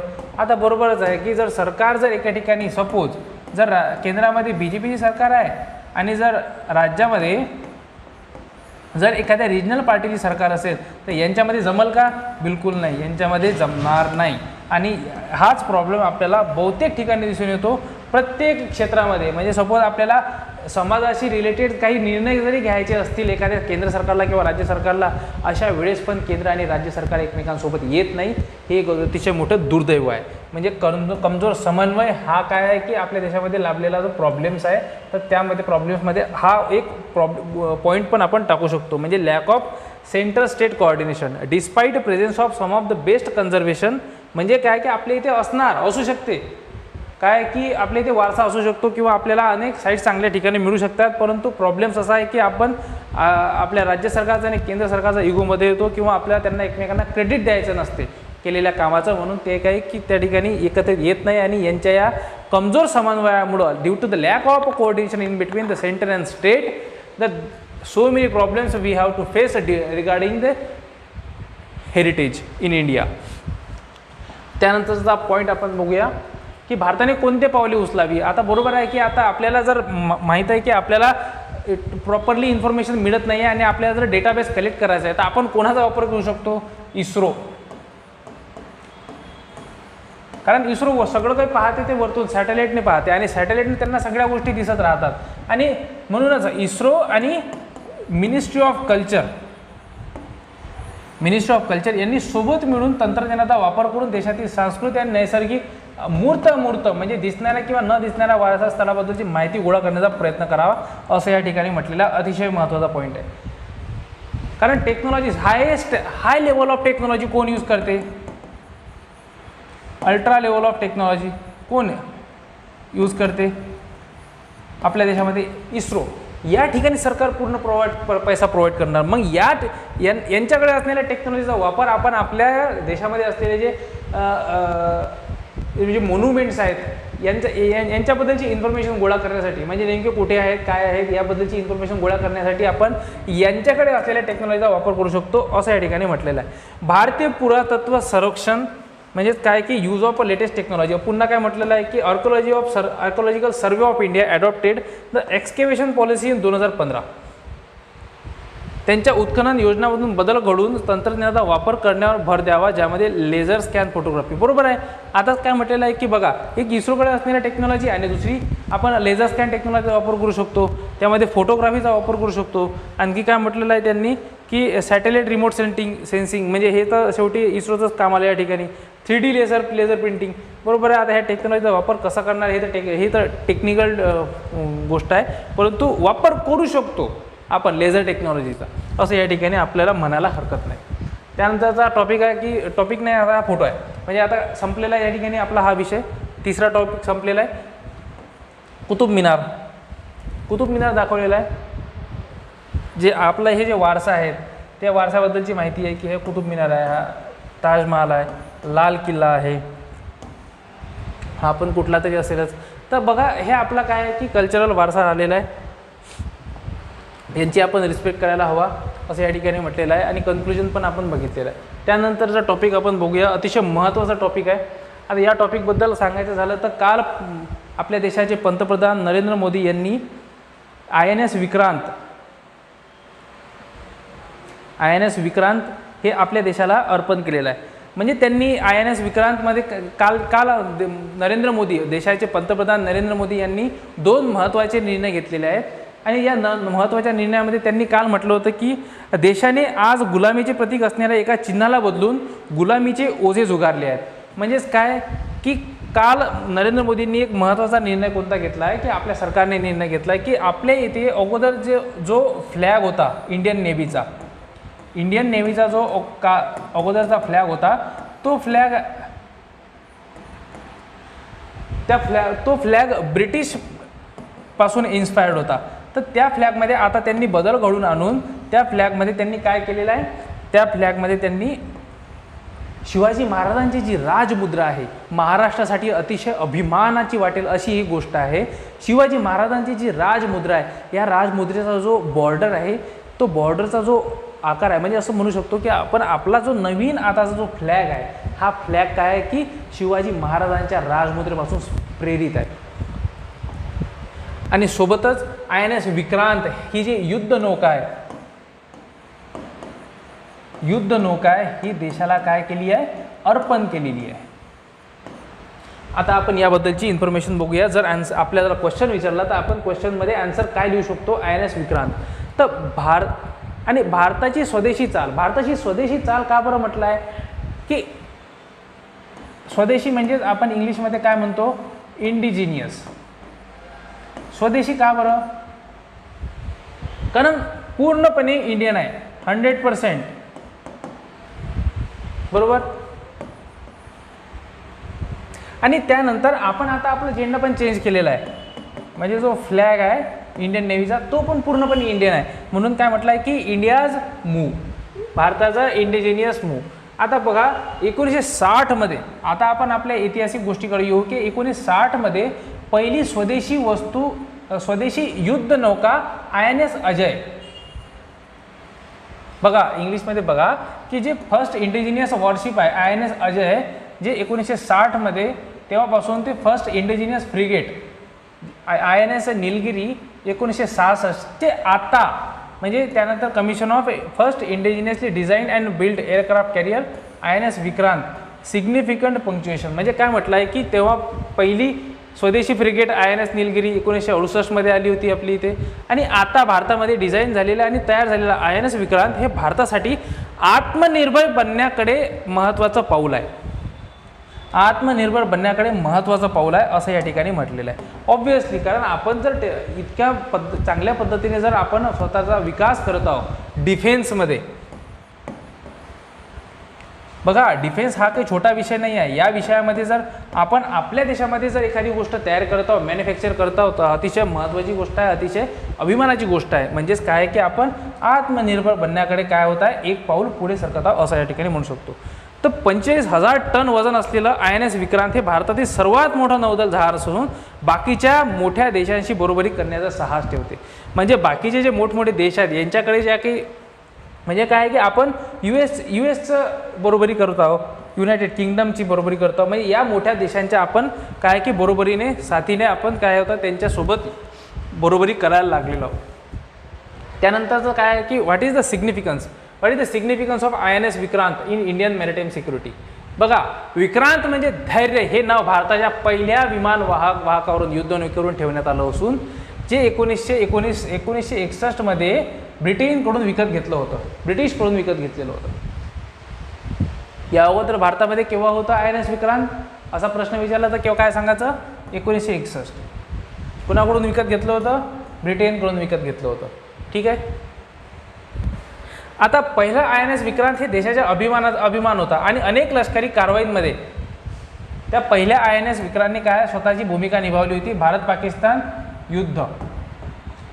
पाकिस्तान युद्धामध्ये सुद्धा पहिल्या INS विक्रांतने काय आहे की इंडियन नेव्हल शिप INS म्हणजे, ठीक आहे. INS म्हणणार नाही तर समजणार नाही. INS विक्रांत त्यांनी भारत पाकिस्तान युद्धामध्ये सुद्धा महत्त्वाची भूमिका निभावली होती आणि 1997 मध्ये आणि त्याला डिसकमिशन्ड केलं होतं, म्हणजे त्याला रद्द करण्यात आलं होतं. ठीक आहे. आता नवीन INS विक्रांत हे हिंद महासागरमध्ये म्हणजेच इंडियन ओशनमध्ये सुरक्षा पुरवण्याच्या दृष्टिकोनातून अतिशय महत्त्वाची भूमिका निभावणार आहे आणि त्यांना चीनच्या आता चीनसुद्धा प्रत्येक ठिकाणी आहे, चीन प्रत्येक ठिकाणी, आणि चीनचे जे विमान वाहक आहेत त्यांचा सामना करावा लागणार आहे. INS विक्रांतचा भारतीय ताफ्यांमध्ये समावेश झाल्यामुळे आता भारताकडे 2 विमान झालेले आहेत, 2 काय झालेले आहे, एक INS विक्रांत आहे आणि दुसरा आहे INS विक्रमादित्य. ही इन्फॉर्मेशन तुमच्याकडे लक्ष असणे आवश्यक आहे. आता त्यानंतर आता what are the other aircraft carrier across the world. आता हा प्रश्न आहे ना थोडासा तुम्हाला पाठ करावा लागेल, कारण हे पाठांतराचा विषय आहे आणि हे पाठ करून तुम्हाला यामधले सगळे आन्सरमध्ये नाही लिहिले तरी चालत असते, परंतु अमेरिकेकडे कोणते आहे ते तुम्ही लक्षात ठेवा, किंवा होऊ शकते की तुम्हाला प्रिलिम्समध्ये विचारला जाऊ शकते, कारण करंटमध्ये आहे, त्यामुळं बाकीच्या देशाची तुम्हाला जोड्या तरी लावायला विचारला जाऊ शकते. तर अमेरिकेचे काय आहे, USS Gerald R Ford class.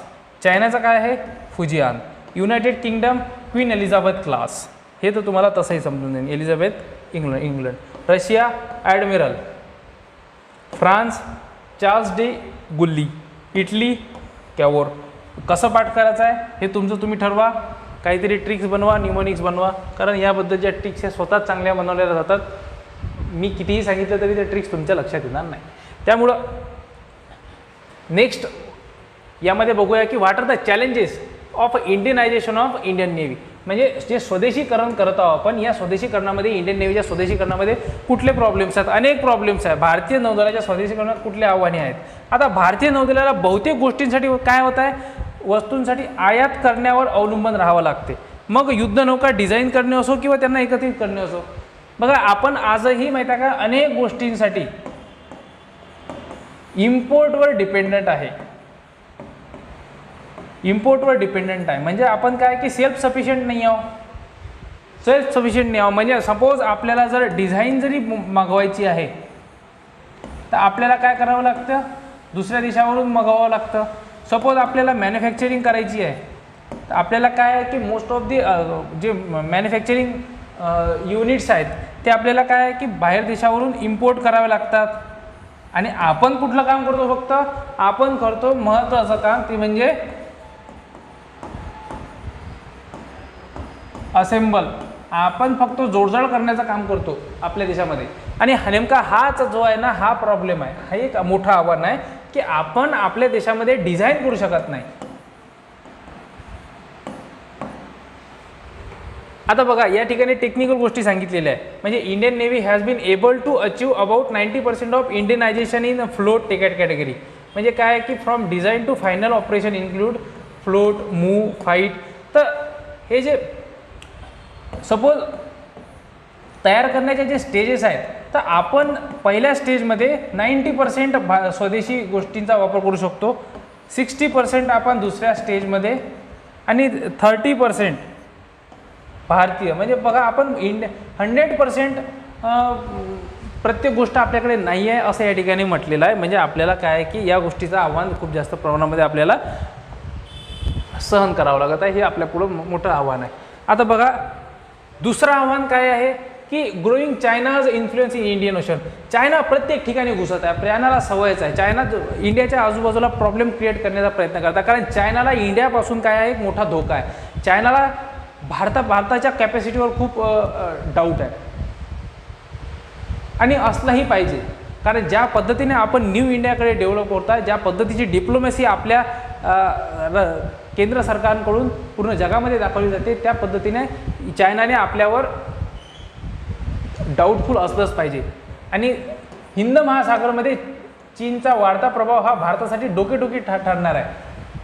चीन पण खूप जास्त प्रमाणात प्रयत्न करत आहे, कारण अनेक देशासोबत मजबूत भागीदार म्हणून उदयास आला आहे. जसं की बघा मी तुम्हाला सांगितलं आहे की चायनाची टेक्निक वेगळी आहे, चायनाची डिप्लोमॅसी वेगळी आहे आणि आपली डिप्लोमॅसी वेगळी आहे. आपण आहे ना काय सॉफ्ट पॉवरचा वापर करण्याकडे आपण जास्त भर देतो, परंतु चायना जो आहे तो हार्ड पॉवरकडे, हार्ड डिप्लोमॅसी प्ले करण्याचा रोल जास्त प्ले करते.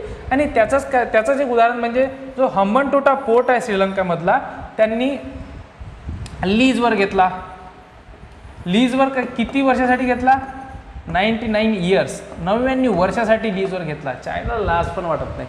म्हणजे काय आहे की चायनाने स्वतः त्यांना काय दिलेलं आहे, लोन दिलेलं आहे. आणि लोन दिल्यानंतर आता त्यांना माहिती होतं की श्रीलंका फेडू शकणार नाही, श्रीलंका इकॉनॉमिक क्रायसिसमध्ये फसणार.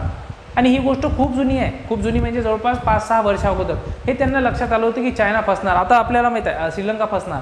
श्रीलंका बघा आता इकॉनॉमिक क्रायसिसमध्ये डुबत आहे आणि अशा परिस्थितीमध्ये चायना त्यांचा काय घेत आहे, फायदा उचलत आहे आणि अशा परिस्थितीत म्हणून अनेक देशांसोबत त्यांची काय आहे की भागीदारी होत आहे. आता आउटडेटेड सबमरीन म्हणजेच काय आहे की बघा कालबाह्य पाणबुडी. सध्या भारतामध्ये भारतीय नौदलाकडे 15 पारंपरिक पाणबुड्या असून त्यातील अनेक पाणबुड्या नौदलाची विमानं वाहून नेण्यास असमर्थ आहे आणि काही पाणबुड्या स्वतःची बॅटरी चार्ज करण्यासाठी जेव्हा पाण्याबाहेर येतात तेव्हा त्यांना शत्रू राष्ट्रांना त्यांचा शोध लागण्याची जास्त संधी असते. आता बघा आपल्याकडे आउटडेटेड टेक्नॉलॉजीचा वापर केल्यामुळे ज्या आपल्या पाणबुड्या आहेत, जे सबमरीन्स आहेत, ज्या पाण्याच्या खाली चालत आहेत, तर जेव्हा त्यांना स्वतःच्या बॅटरी चार्ज कराव्या लागतात, कसा खाली, आता ती टेक्नॉलॉजी जर आपल्याकडे असती तर कदाचित पाण्याच्या आतमध्येच ती बॅटरी चार्ज झाली असती, परंतु त्यांना बॅटरी चार्ज करण्यासाठी वेळोवेळी काय यावं लागत आहे, पाण्याच्या बाहेर यावं लागत आहे आणि पाण्याच्या बाहेर येत असल्यामुळे त्यांच्यात प्रॉब्लेम असा होत आहे की येत असताना ते डिटेक्ट होण्याचे जास्त चान्सेस आहेत. ज्या बाकीच्या देशाच्या जे सबमरीन्स आहेत त्यांच्याकडून there are much more chances that the Indian submarines are to be detected by the other submarines. आता यामुळे आपल्या देशाच्या सिक्युरिटीसाठी काय होऊ शकतो, प्रॉब्लेम होऊ शकतो असं या ठिकाणी म्हटलेलं आहे. आता what are the related initiatives toward the expanding India's defence infrastructure. भारताच्या संरक्षणाची पायाभूत सुविधा वाढवण्याच्या दृष्टिकोनातून कोणकोणते पावले उचलली गेलेली आहेत. आता इंडियाने काय काय केलेलं आहे तर डेव्हलपमेंट कम प्रोडक्शन पार्टनर इनिशिएटिव्ह. म्हणजेच काय म्हटलेलं आहे की फक्त तुम्ही भारताच्या डेव्हलपमेंटमध्ये जर सोबत भागीदार नाही आहेत, म्हणजे प्रायव्हेट सेक्टरला असं गव्हर्नमेंटने म्हटलेलं आहे, गव्हर्नमेंट अँड प्रायव्हेट सेक्टरने तुम्ही असं म्हटलं आहे की तुम्ही भारताच्या डेव्हलपमेंटमध्ये फक्त तुम्ही सोबत नाही आहे, पण शेवटी तुम्ही काय की जे प्रोडक्शन आहे म्हणजे डिफेन्स रिलेटेड गोष्टी कसं आहे अगोदर फक्त सरकार हँडल करत होतं, परंतु आता सरकारने काय आहे की खुली छूट दिलेली आहे. त्यांनी काय म्हटलेलं आहे की आता तुम्ही प्रोडक्शनमध्ये सुद्धा तुम्ही स्वतःचा प्रयत्न तुम्ही देऊ शकता किंवा स्वतःला तुम्ही त्यामध्ये इन्व्हॉल्व करू शकता. डिफेन्स इंडिया स्टार्टअप हे बघा इथेच सांगितलेलं आहे की डिफेन्स इंडिया स्टार्टअप म्हणजे की आपल्या इथे प्रायव्हेट सेक्टरचा आपण त्या ठिकाणी त्यांचा इन्व्हॉल्वमेंट सुरुवात केलेली आहे. सृजन पोर्टल आणि increase the foreign direct investment limit from 49 to 74. म्हणजे जे बाहेर देशातून येणाऱ्या ज्या कंपनीज आहेत डिफेन्सशी रिलेटेड, डिफेन्स मॅन्युफॅक्चरिंगशी रिलेटेड, डिफेन्स टेक्नॉलॉजीशी रिलेटेड या ज्या कंपन्या आहे या कंपन्या इंडियामध्ये इन्व्हेस्टमेंट करू शकतात. इंडियामध्ये इन्व्हेस्टमेंट करण्याची कॅपॅसिटी ती किती होती अगोदर 49%, आता किती केलेली आहे 74%. अतिशय चांगला निर्णय. इनोव्हेशन फॉर डिफेन्स एक्सलन्स म्हणजे सपोज आता इनोव्हेशन फॉर डिफेन्स एक्सलन्स म्हणजे जर एखाद्याकडे जर आयडिया असेल तर ती आयडिया तुम्ही डिफेन्स रिलेटेड तर ती तुम्ही आयडिया आणा, त्या गोष्टीचा सरकार विचार करेल. Positive Indianisation list, defence procurement policy आणि प्रोजेक्ट आहे म्हणजे पाणबुडी बनवण्यासाठी असलेली ही जी प्रोजेक्ट आहे ही एक सरकारची एक इनिशिएटिव्ह आहे. तर त्यानंतरचा पॉईंट आपण बघूया की आपली पुढील पावले कशी असावी, म्हणजे what should be the our way forward regarding the defence और रिगार्डिंग दी न्यू INS. आता टेक्नॉलॉजिकल ॲडव्हान्समेंट या ठिकाणी काय म्हटलं आहे, although Indian navy possesses design capabilities and some extend production base. म्हणजे आपण काही प्रमाणात डिझाईनही करू शकतो, असंही नाही की आपल्याला बिलकुल डिझाईन येत नाही, परंतु आपण प्रोडक्शन पण काही प्रमाणात करू शकतो. तर considerable performance enhancement are required like unmanned underwater vehicle. म्हणजेच या ठिकाणी म्हणण्याचं कसं आहे की भारतीय नौदलाकडे स्वदेशी तंत्रज्ञानाचा वापर चांगल्या पद्धतीने केला तरी भारताकडे नौदल शक्ती अधिक मजबूत केली जाऊ शकते असं या ठिकाणी त्यांना असं वाटते. बरोबर आहे, साधं स्टेटमेंट आहे. सध्या भारताकडे डिझाईन करण्याची आणि उत्पादन करण्याची क्षमता काही प्रमाणात आहे, परंतु पाण्यामध्ये ड्रोन चालवणे म्हणजे बघा आतापर्यंत आपण ड्रोन चाललेले कुठं बघितलेले आहे, आतापर्यंत आपण ड्रोन हवेतच चालवलेले आहे फक्त, परंतु या ठिकाणी काय म्हटलेलं आहे त्यांनी की तुम्ही डिझाईन करू शकता, प्रोडक्शन करू शकता, परंतु तुम्ही ड्रोन पण तुम्ही पाण्याच्या आतमध्ये चालवणे यासारख्या अनेक गोष्टींमध्ये भारतीय नौदलाने तंत्रज्ञानाचा वापर करणे आवश्यक आहे, म्हणजे टेक्नॉलॉजीचा वापर करणे आवश्यक आहे. असं या ठिकाणी अशा पद्धतीचं आपलं काय असलं पाहिजे, पुढचं पाऊल असलं पाहिजे. त्यानंतर काय आहे की आत्मनिर्भर बनताना आपला दृष्टिकोन हा सहयोगी प्रकारचा असला पाहिजे. म्हणजे काय आहे की आपण काय आहे की कोऑपरेटिव्ह ॲप्रोच असला पाहिजे आपल्याला आपला. म्हणजेच काय आहे की आपण सरकारने औद्योगिक शक्तीचा म्हणजे इंडस्ट्री देशामध्ये असलेल्या इंडस्ट्रीचा वापरासोबतच सार्वजनिक क्षेत्रातील म्हणजे जे आपले PSUs आहेत पब्लिक सेक्टर अंडरटेकिंग्स आहेत डिफेन्सशी रिलेटेड, या कंपन्या किंवा लघु कंपन्या म्हणजेच कोण, MSME यांच्यासोबत भागीदारी करून भारतीय नौदलाला आत्मनिर्भर करण्याचा प्रयत्न करायला हवा. बरोबर. वेगवेगळ्या क्षेत्रातील लोकांकडून तांत्रिक मदत, काही जण उत्पादन करून घेण्याच्या सोबतच त्यांना भागधारक बनवले पाहिजे. म्हणजेच काय की आपण जर कुणाला जर भागीदार बनवलं ना तर तो अधिक चांगल्या रिस्पॉन्सिबिलिटीने काम करू इच्छितो. कारण जर त्याच्याकडे जर तुम्ही एखादा काही अधिकार दिला, त्याला जर म्हटलं की नाही तुमची पण मालकी हक्क आहे, जर एखाद्याला तुम्ही मालकी हक्क दिला त्यामध्ये म्हणजे डिफेन्स मॅन्युफॅक्चरिंगमध्ये, तर ते अधिक चांगल्या पद्धतीने काम करू शकतात. तर स्वदेशी पद्धतीनेच भारतीय नौदलाला आणि या देशाला आत्मनिर्भर होण्यापासून कोणीच रोखू शकणार नाही असं या ठिकाणी म्हटलेलं आहे आणि अतिशय चांगली गोष्ट आहे. तर विद्यार्थी मित्रांनो, आता मी तुम्हाला जे सांगितलेलं आहे ते अतिशय महत्त्वाची इन्फॉर्मेशन आलेली आहे. आणि आता जे बघून घ्या की या रिलेटेड एक क्वेश्चन आहे. क्वेश्चन कसा आहे तो क्वेश्चन सगळ्यात पहिल्यांदा बघू घ्या की व्हाईल द ॲब्झॉर्प्शन, पहिल्यांदा हे मिळू द्या. तर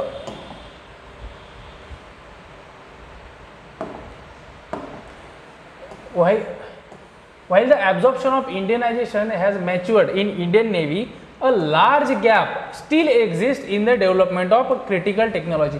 मी तुम्हाला पूर्ण आर्टिकलवर एक गोष्ट सांगितली की आपल्याला टेक्नॉलॉजीमध्ये चांगला डेव्हलपमेंट करणे आवश्यक आहे, कारण टेक्नॉलॉजीशिवाय बिलकुल भागणार नाही आहे. तर या ठिकाणी तुम्ही एक बघा की मराठीमध्ये वाचतो की भारतीय नौदलात स्वदेशीकरणात अन्वेषण परिपक्वता झाले असले तरी भारतीय गंभीर तंत्रज्ञानाच्या विकासामध्ये अजूनही मोठी तफावत आहे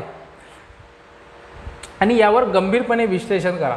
क्रिटिकली ॲनालाइज म्हणजे क्रिटिकली ॲनालाइज म्हणजे तुम्हाला ॲन्सरमध्ये काय असलं पाहिजे, तर तुमच्या ॲन्सरमध्ये असलं पाहिजे की इंट्रोडक्शन जे मी सुरुवातीला सांगितलं, त्यानंतर असला पाहिजे आपला पॉझिटिव्ह पॉईंट, त्यानंतर असला पाहिजे आपला निगेटिव्ह पॉईंट, त्यानंतर मग इंडियाचा मूव किंवा इंडियामध्ये असलेल्या गोष्टी त्या रिलेटेड, जसं मी सांगितलं आहे की इंडियाने घेतलेले इनिशिएटिव्ज, आणि त्यानंतर आपला काय असला पाहिजे वे फॉरवर्ड म्हणजे नेमके आता आपण कोणते निर्णय घ्यायला हवेत. ठीक आहे.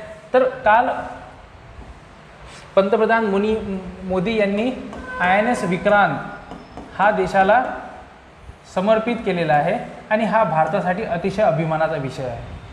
आणि INS विक्रांतचे जे वैशिष्ट्य आहे ते तुमच्या प्रिलिमसाठी इम्पॉर्टंट ठरू शकतात. MPSCमध्ये काही फॅक्च्युअल इन्फॉर्मेशनसुद्धा विचारली जाते. त्यामुळे मला युद्ध नौका हे 262 मीटर लांबीची असून 62 मीटर रुंद आहे. म्हणजे सपोज ही हा जो आहे ही अशी 62 मीटर रुंदीची असून ही जी लांबी आहे ती कशी आहे 262 मीटर आहे. ठीक आहे. त्यानंतर ताशी 28 सागरी मैल वेगाने 7,500 सागरी मैल अंतर पार करण्याची क्षमता आहे आणि 30 वाहनांना वाहून नेण्याची क्षमता आहे. हा झाला एक, म्हणजे काल आपल्या देशाला काय केलं आहे समर्पित केलेलं आहे. आणि दुसरा निर्णय अतिशय महत्त्वाचा, तो महाराष्ट्राच्या दृष्टिकोनातून अतिशय महत्त्वाचा विषय, तो विषय असा की जो इंडियन नेव्हीचा जो फ्लॅग होता तो फ्लॅग सुरुवातीला असा होता. ठीक आहे. आणि आता तो फ्लॅग बदलून काय केलेला आहे असा केलेला आहे. म्हणजे जो ब्रिटिश सिम्बॉल होता तो आता काय केला आहे इंडियन सिम्बॉल केला आहे. आणि यापुढे जाऊन महाराष्ट्रासाठी अतिशय अभिमानाची ठरणारी गोष्ट, अतिशय अभिमान वाटावा असा हा एक निर्णय केंद्र सरकारने घेतलेला आहे. जो नवीन इंडियन नेव्हीचा जो फ्लॅग आहे त्यामध्ये काय केलेलं आहे की जे शिवाजी महाराजांची जी राजमुद्रा आहे, ही राजमुद्रा आहे, ही कोणाची शिवाजी महाराजांची ही राजमुद्रा आहे. या राजमुद्रेचा जो आकार आहे तो आकार आपल्याला आता आपल्या इंडियन नेव्हीच्या न्यू फ्लॅगमध्ये दिसणार. तर या इंडियन नेव्हीच्या न्यू फ्लॅगमध्ये फ्लॅगचं वर्णन करताना जर नरेंद्र मोदी यांनी असं म्हटलं की जर लक्ष दूर असेल आणि आव्हाने क्षितिजापर्यंत असेल, जर लक्ष दूर असेल, प्रवास क्षितिजापर्यंत असेल आणि आव्हाने अनंत असतील, तर त्यावर भारताचा जो निर्णय असेल, भारताचा जो पुढचं पाऊल असेल ते असेल INS विक्रांत, असं नरेंद्र मोदी यांनी म्हटलेलं आहे. महाराष्ट्रासाठी अतिशय महत्त्वाची आणि अतिशय अभिमानाची गोष्ट आहे. प्रिलिम्समध्ये विचारला जाऊ शकते भारताच्या, महाराष्ट्राच्या किंवा शिवाजी महाराजांच्या राजमुद्रेवर प्रॉब्लेम किंवा क्वेश्चन विचारला जाऊ शकतो, किंवा इंडियन नेव्हीवर प्रश्न विचारला जाऊ शकतो. याबद्दलची इन्फॉर्मेशन तुम्ही लक्षात ठेवा. इतकी इन्फॉर्मेशन या वीकमध्ये, आठवड्यामध्ये तुमच्यासाठी इन्फॉर्मेशन इनफ आहे. तुम्हाला आन्सर लिहायचं असेल तर आन्सर लिहिण्यासाठी तुम्हाला स्वतः प्रॅक्टिस करणे गरजेचं आहे. मी ज्या पद्धतीने तुम्हाला गोष्ट सांगत आहोत त्या पद्धतीने तुम्ही लिहिण्याचा प्रयत्न करा, पॉईंट टाकण्याचा प्रयत्न करा, पॉझिटिव्ह पॉईंट टाकण्याचा प्रयत्न करा, निगेटिव्ह पॉईंट टाकण्याचा प्रयत्न करा, क्रिटिकली ॲनालिसिस करण्याचा प्रयत्न करा. काही पॉलिसीज आहेत त्या पॉलिसीज लक्षात ठेवण्याचा प्रयत्न करा, त्या कशाशी रिलेटेड आहेत. आणि आन्सर लिहिणे हे काही मोठी कला नाही आहे. मोठी काय आहे की फक्त हे तुम्हाला प्रॅक्टिसने येणार, आणि प्रॅक्टिस करत राहिल्याने आन्सर तुम्हाला चांगल्या पद्धतीनं लिहिता येणार, याची मला पूर्ण गॅरंटी आहे. जर तुम्हाला काही आन्सर लिहून पाठवायचे असतील तर तुम्ही कमेंट बॉक्समध्ये पाठवू शकता. इतकं बोलून आजचा लेक्चर मी याच ठिकाणी संपवतो. जय हिंद, जय भारत. थँक्यू.